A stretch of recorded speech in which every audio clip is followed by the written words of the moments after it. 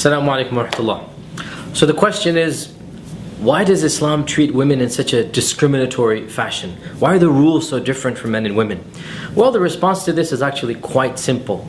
Islam does not discriminate against men and women from a spiritual perspective. In the eyes of God, men and women are equal in their religious value, in their worth, in their capacity to enter paradise. If a man does a good deed, if a woman does a good deed, the fact that one is a male and the other is a female is not going to inherently reward the former over the latter. In fact, God very clearly says in the Quran that believing men and women, and men who give charity and women who give charity, and men who fast and women who fast, and men who are righteous and women who are righteous, God has promised for them, for the both of them, righteousness and rewards and the garden of heaven. And the Quran is very clear that men and women both shall be rewarded for the good that they do. And the fact that there's one gender over the other, the fact that the two genders are different, does not in any way impair their capacity to earn God's pleasure and to enter paradise. And that is the ultimate equality. Equality in the eyes of God.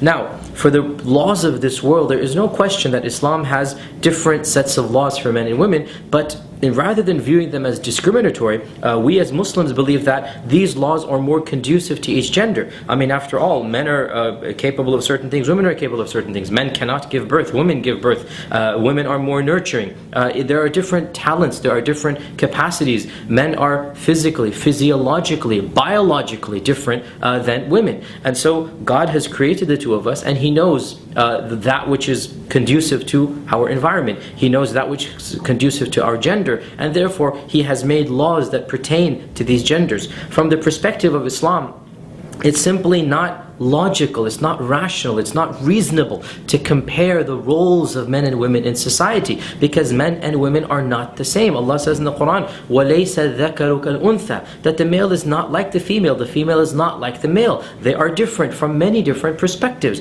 and you cannot compare two different things. I mean, the examples that are given is apples and oranges, a common expression in English, but it's so true. Apples and oranges, I mean, they're very different. You're not going to compare these two fruits and say, oh, an apple is better or an orange is better. There is no comparison. You can compare two apples, you can compare two oranges. You cannot compare an apple and an orange because they're coming from two different genuses. Well, similarly, men and women are two different genders, and they have different roles in life. And taking this into account, our religion has structured a way of life that takes the natural capacities, the natural talents that God has given each of these genders and strengthens those talents and fortifies that which is weak in each of the two genders. God has given laws that protect those weaknesses, and therefore from the Muslim perspective, men and women are not discriminated against, rather they are equal in the eyes of God, and the Islamic law treats them the way that they deserve to be treated. And this is something that every single believing man and women, or practicing Muslim male and female, will tell you. This is something that nobody feels discriminated against as a practicing and believing Muslim, because they believe it's not a woman who's telling me to do this, not a man who's telling me to do this,